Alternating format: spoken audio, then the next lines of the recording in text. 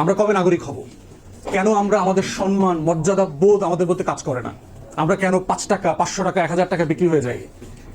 ন্যূনতম এই জাতির নাগরিকদের ভিতরে কোনো সেন্স অফ ডিগনিটি ডেভেলপ করে নাই, মর্যাদা বোধ ডেভেলপ করে নাই, যে আমি না খেয়ে থাকবো, 500 টাকায় 1000 টাকায় ফুসপানি বিড়ি সিগারেট অটোতে বিক্রি হবো না।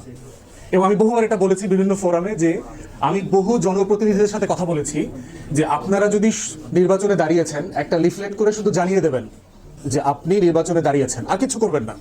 কোনো নির্বাচিত প্রতিনিধি বলে নাই যে 10% বেশি ভোট দিতে মানুষ আসবে। 5 থেকে 10% বেশি মানুষ ভোট দেবে না। ঢাকাতে বড় বড় মেজর সিটিগুলোতে হয়তো পারহ্যাপস সংখ্যাটা একটু বেশি হতে পারে, এখানে হয়তো আরেকটু সচেতন মানুষ বেশি। তাহলে যেই দেশের মানুষ নিজ দায়িত্বে নিজের টাকায় খরচ করে, নিজের অটোতে নিজের টাকায় বিড়ি কিনা ফু দিতে দিতে ভোট কেন্দ্রে আসবে না, ততদিন পর্যন্ত এই সংবিধানের lofty ideals would not make any difference to the nation.